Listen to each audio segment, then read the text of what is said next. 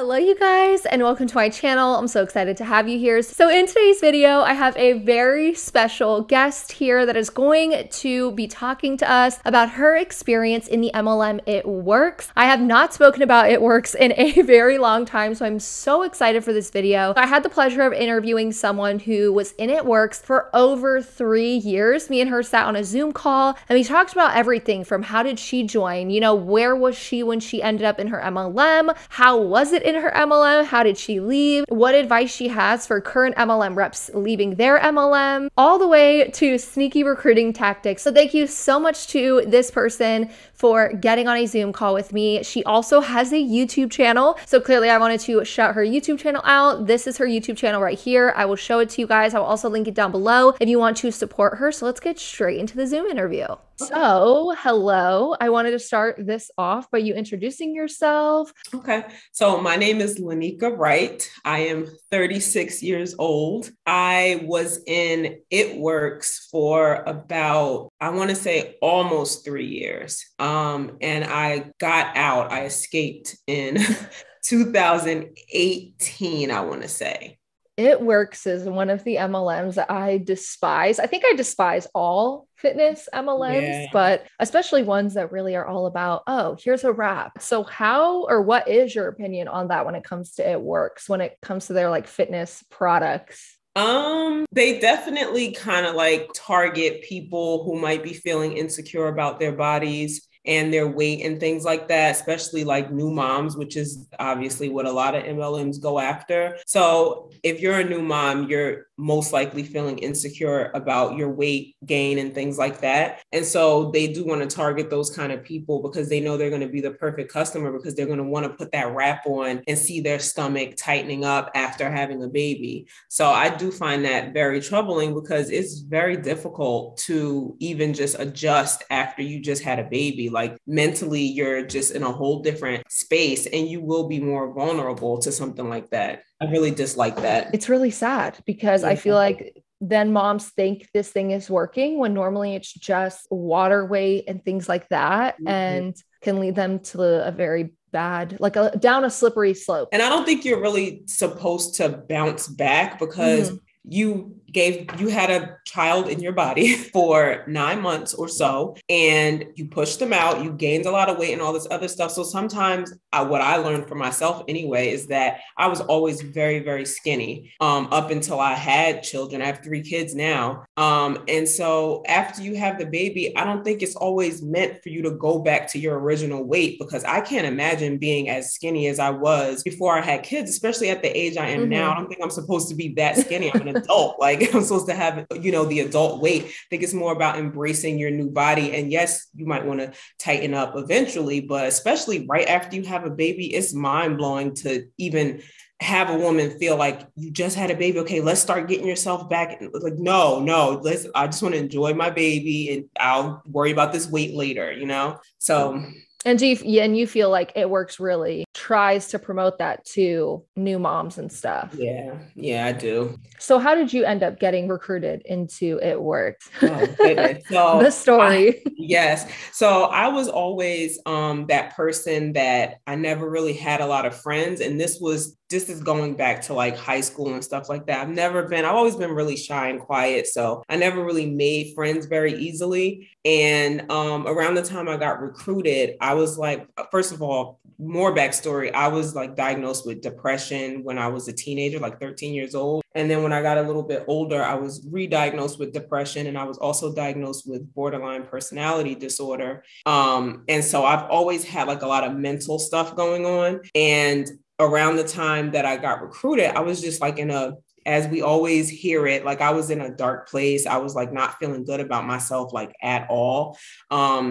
And my second son was, if I had to guess, maybe 6 months, if that. And I didn't have any friends. And I used to always like cry, like literally cry to my husband. I'm like, when I'm on social media, I'm looking at all these people and all these women who are in my age group. They all have friends. They go on vacations. They do things together. I don't even have anybody that calls me. I don't even have anybody that I feel like I can call other than, some family members, but I didn't have any like girlfriends, and I just felt like lonely. Aside from having my husband and my children, I just felt lonely, you know, even people that I had gone to school with, like I saw how they continued to be friends and I didn't like maintain friendships with anyone. And so I was on, I would like join groups, especially as a kind of a new mother. I would join groups, and one of the groups that I was in, I don't know the name of it, but it was a mom group. And there was a lady who posted in the group and she said, I'm new to the area. I just moved to New Jersey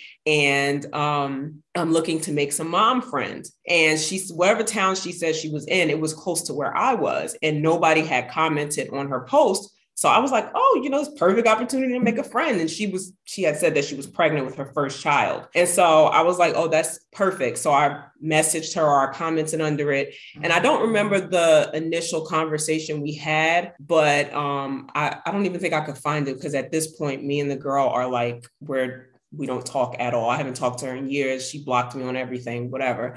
So whatever conversation transpired, we ended up meeting at Starbucks. And I brought my little baby, the new baby, with me. And she, like I said, she was very pregnant, probably like 7 months. She had a really big belly and she was so nice. And we just sat there and we talked. She was from New York. She had been living in New York, but she was originally from Grenada. So she's an island girl or whatever. She was really cool. We had a great conversation. She held my baby. She just was saying how cute he was. She was so nice. And I was like, wow, this could, you know, I could really like make a new friend here. And then she goes in for the kill. She starts talking about how she's a part of ItWorks. And I know I had heard of it before, but I didn't know what it was. At that time, you would see that crazy rap thing all over social media, but it was one of those things that you just scroll past. It was like all the green and stuff. I just didn't know what it was. And, you know, she kind of like, she didn't really explain what it was, but she told me that she was a part of it and she makes good money doing it. And I'm like, oh, that's cool. And I definitely was at that point a stay-at-home mom. And at the time, my now husband was I think we might have been engaged at that point. And he was helping me fulfill my dream of being a stay-at-home mom, but I always wanted to have a way to like bring in some money into the household from my end. And so I was like, oh, this could be a way to do it, because she's saying she does it from home. She doesn't have to work a lot. She makes good money. I was definitely interested in hearing more. And she ended up telling me, she showed me like a pamphlet or whatever with the products in it. And based upon whatever we talked about at Starbucks that day, she was saying, oh, I think you could benefit from this. I think you could benefit from this. And I'm like, oh, I'll look at it. I wasn't really interested in buying the stuff. I was more interested in how I could make more money. Mm-hmm. And so from there, I went home and I told my husband, I was like, oh, she was so nice. You know, she told me about this ItWorks thing. And he said the same thing as me. He had heard about it, but he didn't really know what it was. And I think when I got home, pretty sure I like did some research to kind of like figure out what exactly it all meant. And also before I left, she told me, she was like, oh, I would love to meet some more people in New Jersey. So if you have any girlfriends, maybe we could get together at your house or whatever. And of course, it wasn't until way later that I realized that was her pitch. That was her trying to set up a party. And so I was only able to get one girl to come out. And she was somebody who was just like me, very creative. Always, she had one child at the time. And her one son was the same age as my older son. So at the time, like maybe 2. And so we kind of connected over that. And so she also was staying at home and she wanted to bring in more money. So she was very interested in the pitch that the girl was giving us. And I distinctly remember when the 3 of us were sitting there talking, and they both are, my friend is, I don't want to say the wrong thing. She's Guyanese and Dominican, I think. So she's an island girl too. So they really connected over that. And they had a lot more in common than I did with them. But I remember I had went to the bathroom and because at the time she was giving us her pitch, telling us how much money she makes and telling us how amazing the business opportunity was. And my friend is not one of those people that's going to just listen to what you're saying. She needs to see proof. So while I was in the bathroom, she had asked her, she was like, oh, you said you make $6,000 a month. I need to see proof of that. I'm not going to join anything unless you can show me that you make that amount of money. And I remember right when I came out the bathroom, my friend was looking at me and I could tell that she had gotten sucked in at that moment. And I'm like, well, what happened? And she was like, she showed me proof. She really does make $6,000 a month. And I was like, oh, let me see. And she showed me she was making, like, her check for that month had been 6,000 and some odd dollars. And I was like, okay, so how do we do this? How do we go about doing this? Because I didn't even need to make $6,000. If I could bring in like 1,000 or 2,000, it would be just a little extra help in our household, especially for what she was claiming. You don't have to work a lot of hours. You don't have to do it every day and all this other stuff. So that was the thing that got me sucked in at that moment, because I saw the proof right in front of my face. I think it's so crazy because they'll use themselves, like MLM reps will be like, well, I make this much, or I and 4 people I know make this much, but they'll never ever be like, well, let me break down an income disclosure statement. They will never do that. And I've seen them post, it works especially nowadays, because I think they got in trouble a while ago for not posting like their disclosure statements. They'll post like a blurry photo at the end of all their photos. And Nobody's they never talk about it. Right. Nobody is going to look at this blurry photo trying to decipher it. They're going to listen to what you're saying. And then if you could show your proof of income, they're just going to believe, well, I can make some of that, kind of like how you did. And for you, it seemed like you were, in a tough spot. You were struggling in general with certain mental health. So thank you for even saying that. I know a lot of the times it's not something easy to talk about. So you were struggling with that, no friends. I feel like when you're in that spot and you're kind of looking for more, maybe just had a baby, looking at other moms, you're really wanting that sense of community. And then once you see that, and then, oh, she makes $6,000. It's very easy to be like, okay, sign me up. Tell me what I need to do. So after that, when you did join, did you see any sort of MLM success, I would call it? Did you sign people up? Did you recruit people? How did that really go for you? And definitely didn't make anywhere near $6,000 at all. Despite the hard work that I put in. And I was like really working hard to like do what she was saying would make me successful, to follow what she was saying she was doing. But I think immediately she was just like, after we didn't sign up with her at that moment, we signed up I don't remember the time frame, but it was within a couple days. And then we met her again at Starbucks. The 3 of us met together and for a business meeting. And she gave us like she gave us all like the tips and tricks. And one of the things that really stood out to me that I thought was kind of clever, but also, I don't know, weird when I thought about it later. She said, write a list. She told me and my friend to write a list of all the people we think will support us. She's like, go through your phone, look at all your contacts. So I'm scrolling and I'm writing people down. And, I'm intentionally not writing people that I just don't want to bother or whatever. And she said, after we showed her our list, maybe I had 20 people. She was like, okay, perfect. Now go back through your phone and add more people. And I'm like, she's like, that's not enough people. You were second guessing your list. So go back in with new eyes and, add more people. And I'm like, okay, I'm not sure. Okay. So I do it and I come up with, I don't even know how many people I came up with, but now I have this list of people that I have to go reach out to. But she told both of us right then and there, she said, as soon as you go home, sign up your spouse, sign up your significant other. And I'm like, oh, okay, I guess that's a good way to start, because at least we'll have our one, whatever. So we did that. When we got home, we signed our husbands up right away. And thank God we have husbands that are very supportive. But then at the same time, in retrospect, I kind of wish that maybe my husband would have like told me to really think about this, really do more research. Don't jump in right away, which, that's what they tell you to do. Don't think about it too much. Just go for it. Just do it. So I'm just doing what she's telling me to do. And I went home and I signed my husband up, and I don't remember who else I signed up initially, but eventually I did end up like, at some point I ended up with a partially decent downline in the amount of people. One thing I will say about her, even though I don't have many good things to say about this young lady, I will say that in that meeting that we had, me, her, and my other friend, she said,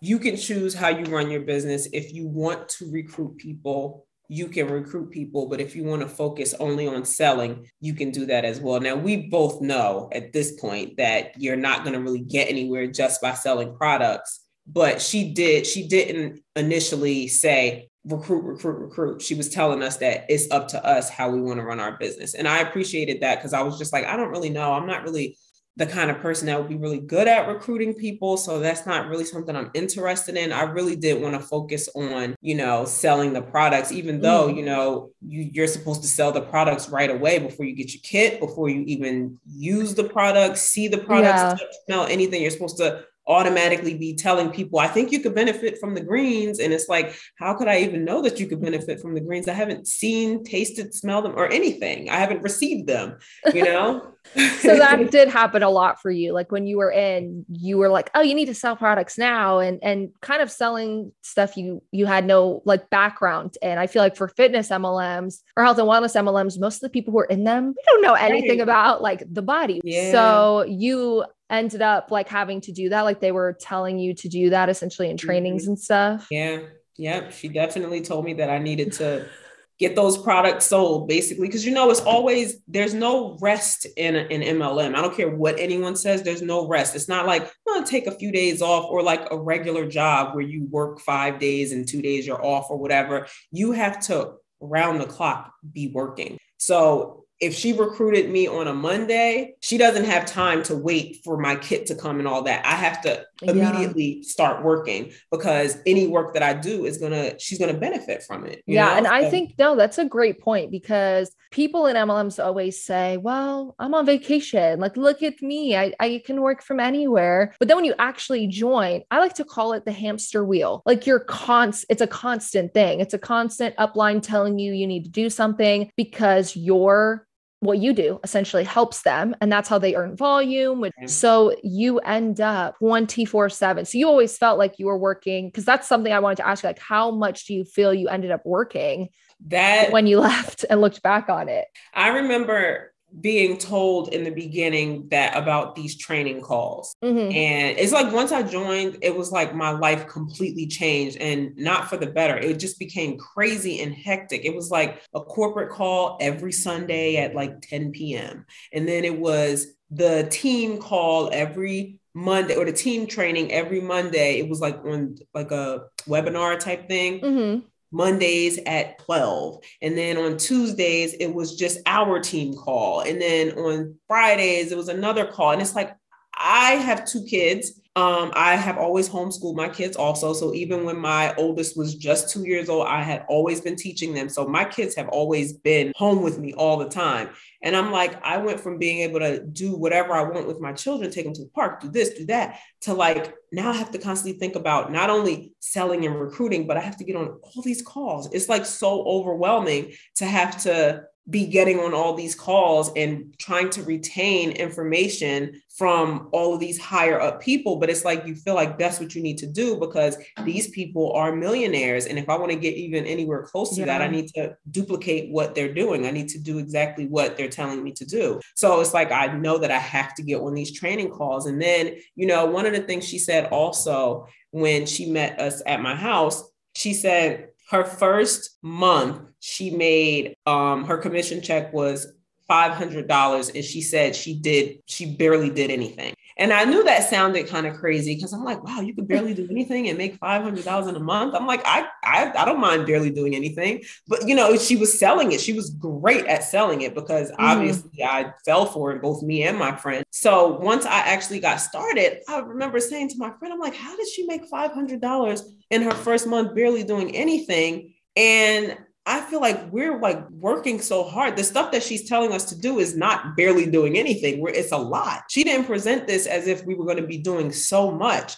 And on one of the training calls, one of the millionaires that was in the company, she said, when you are doing, there was a word for it, some kind of like stretch or whatever. When you're going for this big promotion, you have to put the business first. So, your husband has to go on the back burner. Your children have to go on the back burner. The kids can figure out what they're going to eat. Let your husband cook. You can't cook. You can't go on dates. And it might be for a solid month or two, and your husband might be upset. But when he sees those big checks coming in, he won't be upset anymore. And when they said that, I remember I was telling my husband, and I said to him, I was like, she doesn't have a husband or kids, clearly, for her to say that. Then I came to find she did have a husband and a child. And I'm like, you as a wife and a mother are okay telling other women to put their husbands, their families, their children, all of that stuff on the back burner? No, I'm not doing that.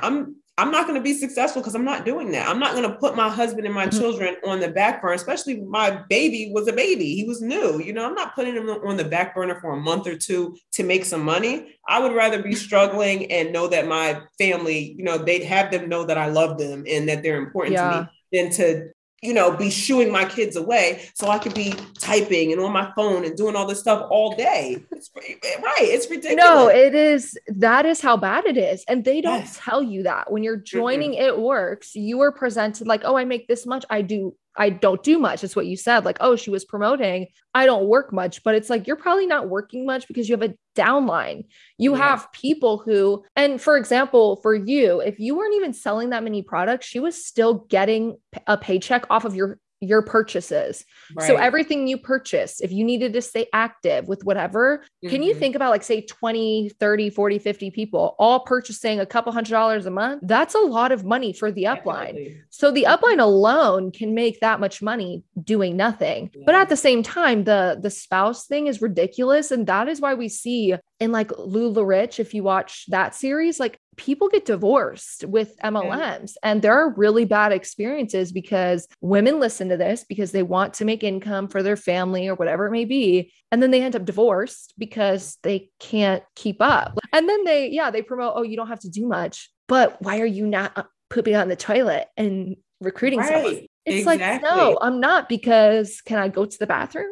Right. Exactly. I can't imagine putting my family on the back burner. And then I can't imagine doing that anyway, but then I really can't imagine doing that and then not being successful at the end. And then also the other thing is you could do that for a month. You could do that for however long, and then you can have a big promotion and have a nice big check. But if you don't duplicate that the next month, your check will go down. Because I do remember having a conversation with the same person who recruited me.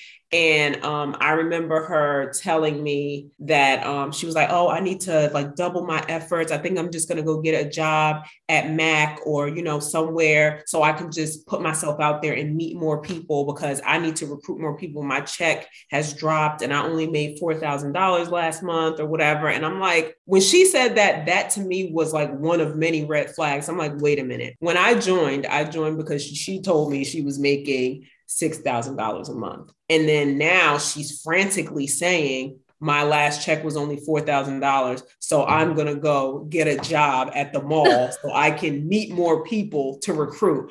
I was like, it is the hamster wheel of recruiting. That's my term now. It is ridiculous. You are nonstop. And they don't even say that on social media when they're promoting. It works. They're not telling people that they're going and doing this, but they're on a literal hamster wheel because you have to make sure all those people stay active. And that's not like an easy ask. People don't want to spend hundreds of dollars every month on this crap, on stuff that they're going to notice one day. It does not work, in my opinion. Yeah. It does not work. Wraps and stuff like that. So it's like you're on a hamster wheel to, can I recruit that amount of people next month? And then out of those people, who stays? And then out of those people, who keeps buying product? And it is a nonstop thing, even when you get to the top. And that's why people always lose their rank. Like you'll get to the top, but then next month you'll be down to the middle again because you just cannot keep up with the workload that MLMs take. And I actually wanted to look at the income disclosure statement. I totally forgot because I'm curious. We're talking about a lot of like the stats of who gets to the top and everything like that. So you guys only have 2019. So 85% of people stay at the bottom of the ranks, earning an average of $48 a month. So what rank did you get to? I don't know if you remember. I was talking to my husband right before our call because I was asking him if he remembered, because I definitely made it to the Ruby rank. I think Ruby is I think It's the third Ruby. rank. Yeah. And then is Emerald over that? Yes. Okay. I think I only ever was charted for Emerald and for Diamond, but I never made it. I always was at Ruby. I never made it past Ruby. The And hamster wheel. yes. And then when I would get customers, I would take customers because I didn't have a lot of trouble getting customers.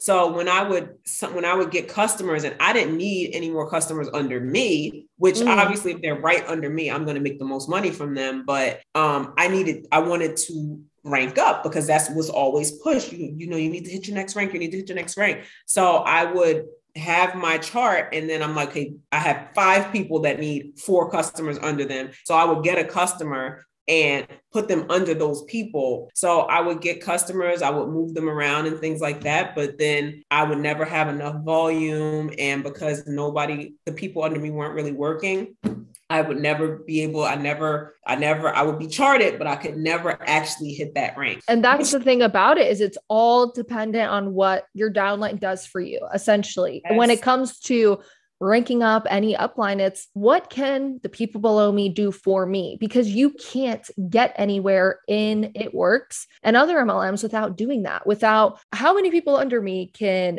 buy products every month so I can get this volume so that I can rank up to this. So it's never what can I do for myself? It's always what can I convince people under me to do for me? It's kind of how it ends up being. With you saying that, she literally said we were on a call. It was me, her, and some of her people that were on, like that she recruited. And then probably some of the people I recruited. We were on a phone call at some point, and she literally said, this is another red flag. She had literally said to us, she was like, when you work hard enough, you know, you'll be able to work less. So you put in a lot of work now so that you don't have to work as hard later on. And she said, for example, last night while you guys were all up grinding to hit your rank, I was able to just go to sleep because I didn't have to do the work. You guys were doing the work for me. And I was just like, that's on okay. The phone, I was like, did she really just say that? Maybe that's one of those things you keep to yourself and you don't tell your team. I couldn't believe she said that. She was not lying at all. It's very truthful, but I couldn't believe she said that. Mm-hmm. Because that is what's happening. It's like, how can your downline do this, this, and this so that you get to whatever rank it is? So that is why people talk about, oh, when I get to the top, I don't have a lot of things I have to do because they have a whole downline to do it for them. And it's sad because downlines don't end up making profit at the end. So it's like they did all of this for the upline to benefit and they lost money, got divorced, like all of those things that end up happening to people. Yeah. Oh my gosh, that's insane. And even when I was looking at the income disclosure statement, even the Ruby rank, so 85% of people are at the bottom, 3% are at executive. So you're already at over about 90% of people. So only 6% even get to Ruby. And then any rank after that is like 0.05, 0.15. Like it is that difficult to get up there because you're always in this hamster wheel. Mm-hmm. Oh my gosh. And I didn't mention, but I know you said that you signed your husband up. So that was promoted to you by the team and stuff like in trainings and stuff like that. Yeah. Well, specifically the girl who signed me up was the one who told me sign your husband up. But on training calls, any leader will say that. Any top leader will say, sign up your husband. That needs to be your first person you sign up. He's in the house with you, sign him up immediately. Then they'll tell you, sign up your mom, sign up your best friend, sign up your siblings. And I did that. I remember signing up my sister who had no money to do anything. And I paid to sign her up. I went in my pocket just because I was so desperate to have, to fill in those boxes. And I'm like, worst case scenario, I just, put the customers under her and then she'll make a little money. I'll make a little money. It's ridiculous. It's absolutely ridiculous. Anything to get those boxes filled. And I was this was me all day. I have to make a post. And I think at that time, it was promoted to post like 3 times a day. So I would be posting on Instagram like 3 times a day. Like, and so that was the algorithm back then to post like 3 to 5 or something. Mm-hmm. So yeah, if you ended up in an MLM around 2016, 17, 15, around then, you'd be posting that many posts a day. That's a lot. Yeah, I would be embarrassed to even scroll back and look at. I haven't erased any of those posts, but I would be embarrassed to even see what the heck I was saying back then to know like Yeah. the type of posts that I was putting out there. And I don't think I don't. I consider myself a pretty genuine person, so I don't think anything I said was a lie, but just the content that I was putting out is not really compared to the stuff that I put out now, because it was all everything that any post that I made, it always circled back to ItWorks. Not Yeah. that ItWorks blessed me or anything like that, but just, thanks to my ItWorks business, or, I'm happy that I get to stay home with my kids, like just stupid stuff. Because I was already staying home with my kids before I even joined Yeah, ItWorks. no, but that brings up a good point of everything that happens in the MLM. You're kind of told, oh, well, that kind of needs to tie back. So you end up believing that that's what you need to do. So in the moment, when people are in the MLM, they feel genuine, like, oh, that's how I felt in that moment. But then when you look back, you're like, I really believed that. Like, why? And that's why I always compare MLMs to cults, because that is exactly how it feels. When you're in a cult, your whole belief system changes and you just listen to your upline and try and duplicate. What are they doing? Okay, they're making money. So that means I should do this. So you just end up listening to them. Your beliefs change. And then that's kind of how you end up promoting, well, I'm so happy to stay home with my kids. And you're like, but I was already doing, now you're looking back like I was already doing that. Right. So that's totally normal for people to look back and be like, no, why did I even believe that? So how much time do you recall putting, well, I guess I already asked that. You ended up putting in like A lot. constant with pretty much no actual reward at the end. Not much. I think most of my commission checks were between $200 and $500. Mm-hmm. Which, when the checks came in, I was happy to get it. And, it was helpful because I didn't really spend a lot of money on products for myself. The products that I got for myself was things that I actually wanted. I never had to, I don't think it was many times that I had to buy products to be commission qualified, because I always had enough customers under me to be commission qualified. So if I had to buy products for that reason, it may have been like 3 or 4 times, but most of the time, if I bought products, it was because I wanted them. And then sometimes when I was like not making enough money, I was just like, I'm not buying anything this month because I need to make money and not be spending money. So I didn't really spend too much money. A lot of the money that I made was money that I was actually making. No, that is really good, because a lot of people don't end up like that. They don't really keep up with, well, how much did I spend that month? So or how much did I make versus, okay, that means I should only spend this much to make a profit. A lot of people don't actually look at that when they're in the MLM. You did say you had to be commission qualified. So there is a qualification. So if someone doesn't have a certain amount of customers or whatever it may be, they must purchase products to kind of stay active and earn their commissions check. Yeah, because it would suck to look in your back office and see that you're supposed to make $700 that month, but that money, you will not get that money if you're not commission qualified. So you would have to either buy the products, or you have to have a certain amount of volume from your customers in order to get that money. Otherwise, that money you won't see it, which is crazy to me. I'm like, scam. I don't want to have to spend $100 to make a $200 check. That's ridiculous. That's what I call a scam. Yes. And that's most MLMs. Most MLMs have that. And then they'll still go on social media and be like, we have no monthly fees. Yes, you do have monthly fees. Not true. I don't think there's based upon, I don't do any research on MLMs. Anything that I know about them is just from me being in ItWorks and then watching your videos and then some other people whose videos I watch. But it pretty much sounds like all of them, you have to pay something. There's a website fee. And then also one month, I remember I was trying to save money, so I didn't pay my website fee. I was like, I'm not doing it. I'm not putting any more money into this. So I'm not paying my website fee. But the minute you don't pay the money for the website, you realize how bad you need the website, because you can't see anything. You're doing stuff, but you can't see anything that's happening. So you have to pay the website fee. So I think even that month that I didn't pay it, I ended up just going on ahead and paying it, because I was like, I can't run my business without the website. That's ridiculous. And they do that on purpose. Yeah. Essentially, the MLM is just a way for them to squeeze more money out of MLM reps. It's really sad. So do you feel like at the end of everything, when you look back, was everything worth it? Or kind of what is your mindset on that? I'm going to look at my little notes that I had wrote down because I did. I would never try to say that it was all negative. The positives that I wrote down is that I learned how to have a social media presence because, again, I'm a very shy person. I'm very quiet, or actually, I recently learned that I'm not actually shy. I have like social anxiety. So, because a lot of people tell me like, oh, you're on Instagram, you have a YouTube channel, you put your face out there, you can't be shy. And I'm like, well, when I get around people, I'm timid. I don't really say anything. So it's more social anxiety. So doing ItWorks and being told that you constantly have to post and go live, and I went live all the time. Being told that you had to do that stuff and me actually going on ahead and doing it,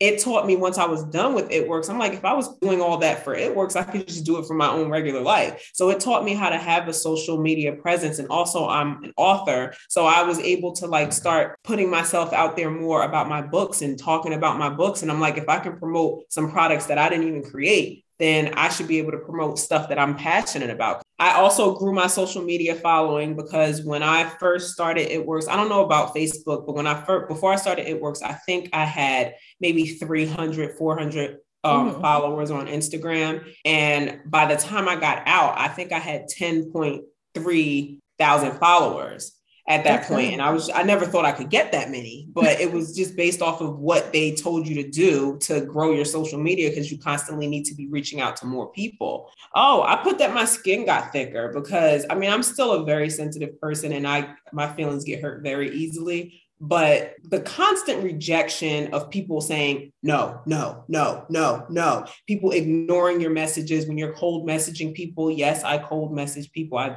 cringeworthy. I can't believe I did that. But it just, my skin got thicker because it's like, I was constantly being rejected all day, every day. It was constant. So it taught me that, I could deal with rejection in my regular real life because I was doing it all the time then. I built up my first actual website for myself. Never had done anything like that before. And then I reconnected with a lot of people I had been friends with or acquaintances back, before the MLM. And I actually I started off in the MLM partially because I was trying to make friends. And here it is several years later. And now I have a lot of really good friends in my life, where then, that was how it started. I was depressed and crying because I didn't have any friends. And I started talking to so many people because you had to do it in the MLM. So I made a lot of friends and I reconnected with old friends. So I did have a lot of positive things that came out of it. I wish this stuff could have happened without me being in an MLM, but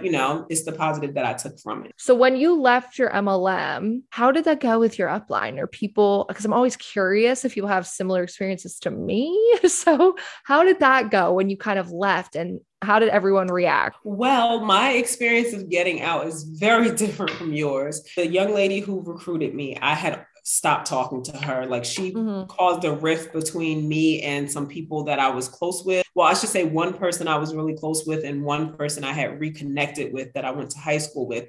She caused a lot of friction between us. I don't remember exactly how our very last conversation started, but it ended with her being very nasty to me. She, like I said, I had still dealing with depression and things like that. And the toxic positivity was a big thing. I was definitely looked at as a negative person because I would be depressed a lot. And a lot of it was because I was already feeling bad about myself. And then I'm being rejected over and over and over again. And it was just putting such a hit on my confidence. And I was just constantly feeling bad. And some days she would text me first thing in the morning and be like, what's your plan for today? How are you going to run your business today? And I would be like, I think I need a day off because this is a lot on me. And she would be like, well, are you doing your when they personal development? Are you doing your personal development? And I'm like, I don't even want to hear the words personal development again. Ever again. Stop asking me that. It's annoying. No, I'm not doing personal development right now. If I'm going to do personal development, I want it to be just for myself, not so that I can do what you need me to do for this MLM. And it wasn't really working. It's me sitting around reading positive books. It still didn't, it just wasn't working,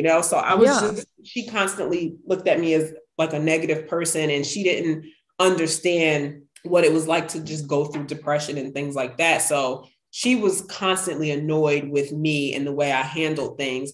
And in our very last conversation, whatever we were saying to each other, whatever words were being exchanged, she said, you know, I can tell that you're threatened by me and you're an insecure person and I make your insecurity worse. So you need to talk to your therapist about that. And I was just like, wow, you hate me that much.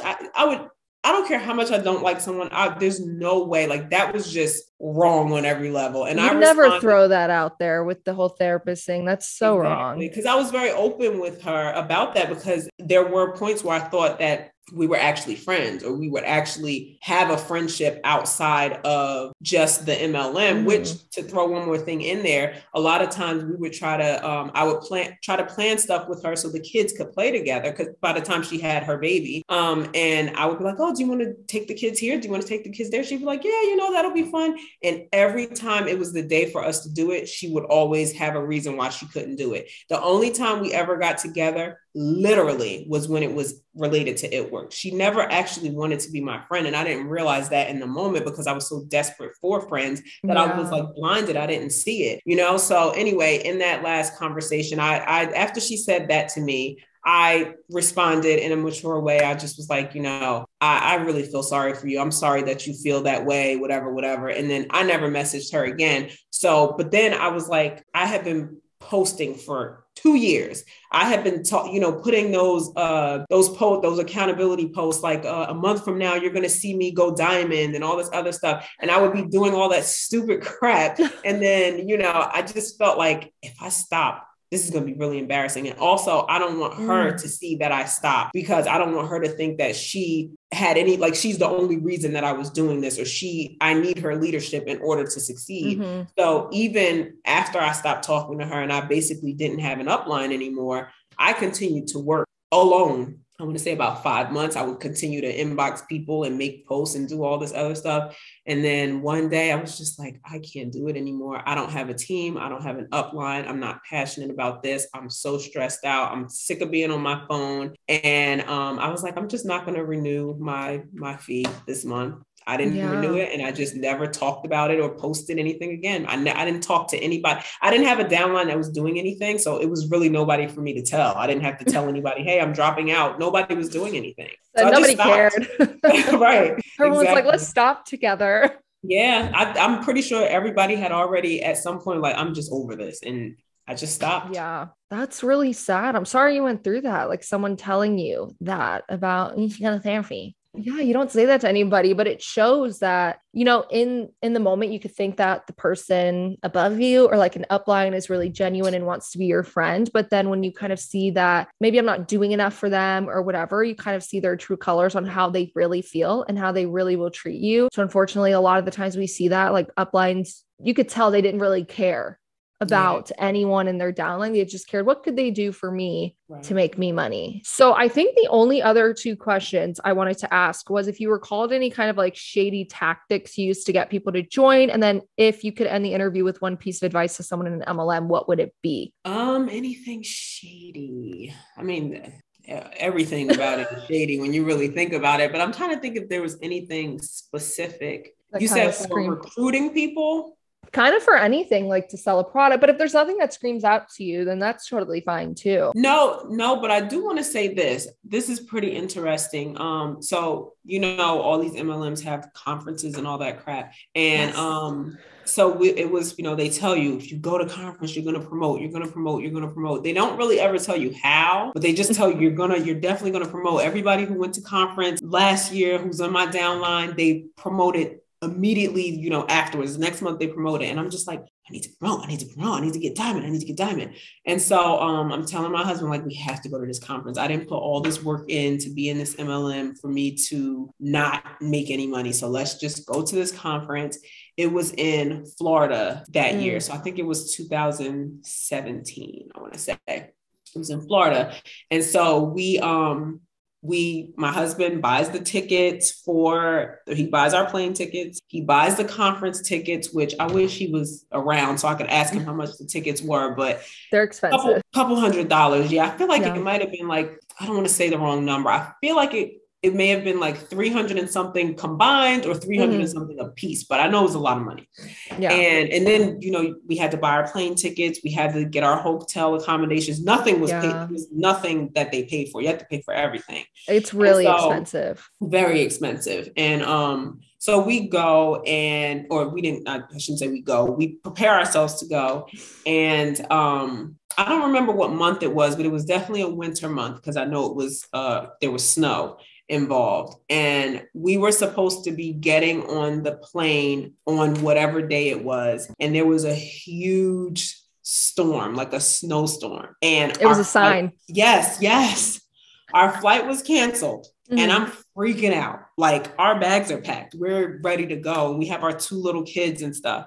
And so my husband was like, okay, let me talk to the travel agent and see whatever. Tried to find us another flight. He booked it. That one got canceled. And I'm like, can we drive? Like, can we just rent a car and try to drive down there? Whatever the case was, it just wasn't working out. The grace of God, it wasn't working out. So we weren't able to go. And we found out that we could stream it. Like, we could just watch it online. And I was like, well, let's just do that. But we had already had our stuff packed. So we ended up just doing like a local family vacation. And we just went and stayed at a hotel for a couple of days. But in our free time, like, we watched the conference as much as we could. But as all this was going on, we were in a group chat with our entire team, like however many people it was, like the people that are way up above us.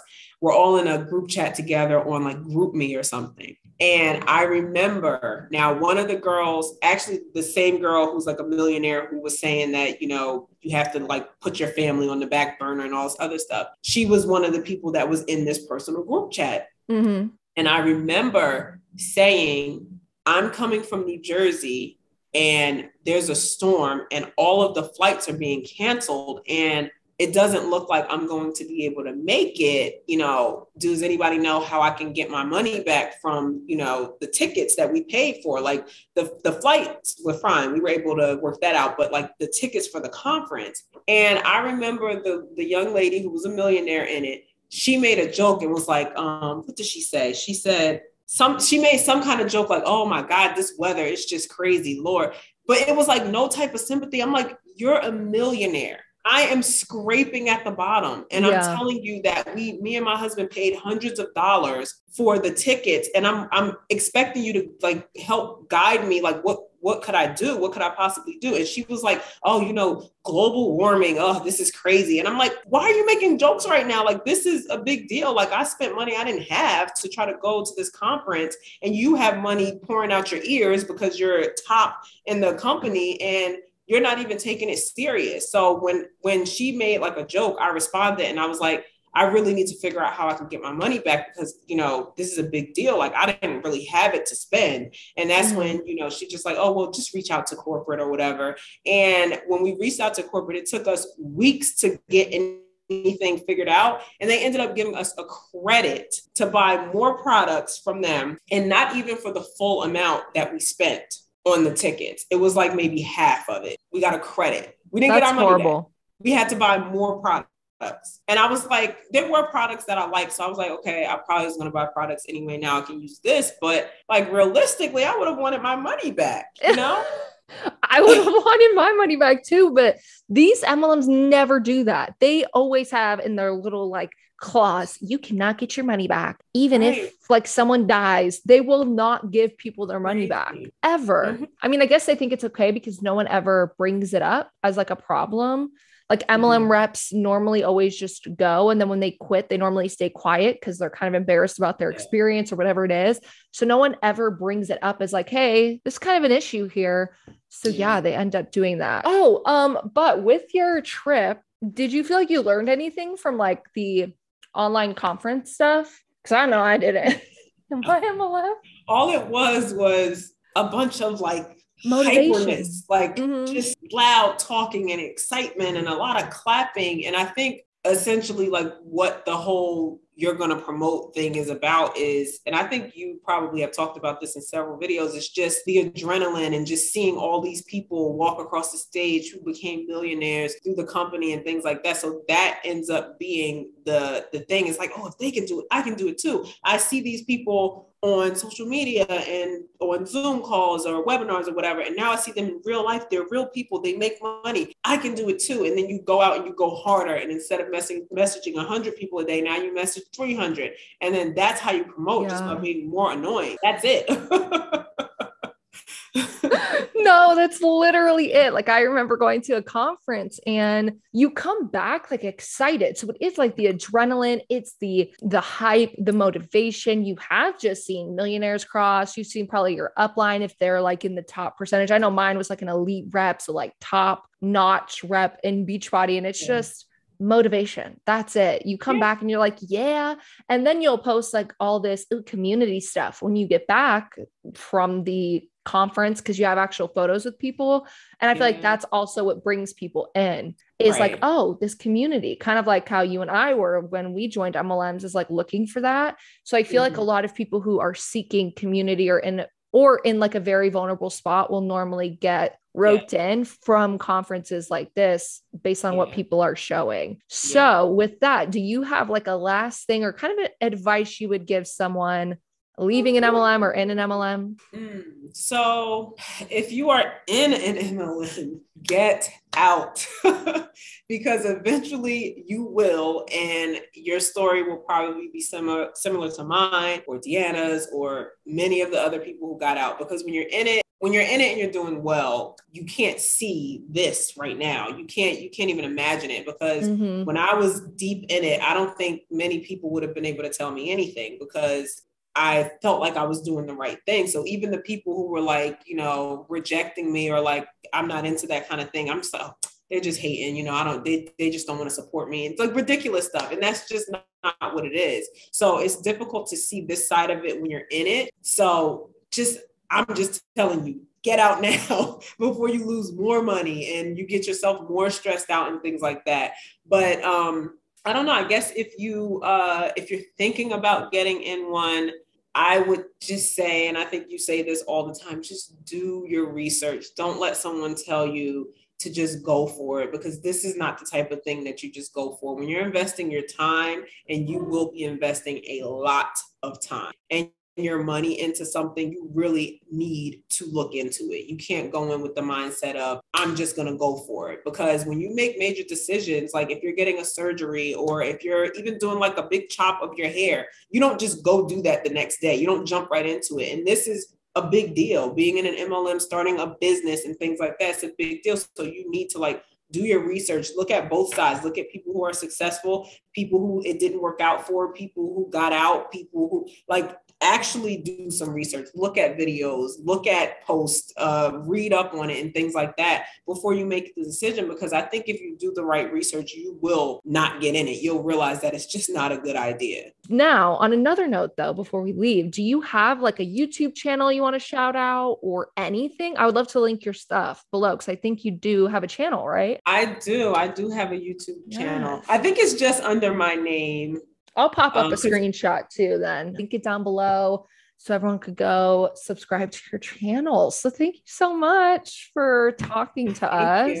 I know it's not easy, and not a lot of people are very confident to like speak up about it and kind of have a conversation about, their journey and stuff. Yeah, I think it's the same thing like with you. It's just about helping people, because if I could stop anybody from joining, I would love to do that, because like I said, you can get positive things out of it, which I did. And I think a lot of people do get positive things out of it, but there are other ways to get those things rather than joining an MLM, because you're also going to get a lot of negative stuff, and sometimes more negative than positive, So it's all about helping other people and stopping them from possibly making this same decision that we made, that we didn't have good experiences while we were in them, even though in some moments it felt cool and it felt good and it was nice to have that community. But there's other ways to get that community. Like you have it now with your YouTube channel, a much better loving, supportive community than you probably had in your MLM. Okay, you guys, so that is it for today's Zoom interview. So thank you so much to Lanika for sharing her story. I know it's not an easy thing to share your story publicly, and it never will be something that is very easy for people to do, especially people who have been in multi-level marketing companies for a long time or have had, you know, years of being in an MLM and seeing how it is to getting out of an MLM. I feel like it's not always easy. So thank you so much. I have a lot of other interviews planned, and a lot of other people have reached out to me to do interviews. So I'm very excited to continue this series because I think it allows us to get a little bit more insight into multi-level marketing companies that we may not have by just finding information out on Google or looking at their website and reading terms and conditions. While yes, that's very important, seeing people's true experiences and having conversations with them is so amazing, and I feel like does a lot of good. So I'm very excited for the next person that we interview. And again, thank you to Lanika for hopping on this call with me. So don't forget to leave a like and a comment, subscribe to my channel if you haven't already, and I will see you guys in Monday's video.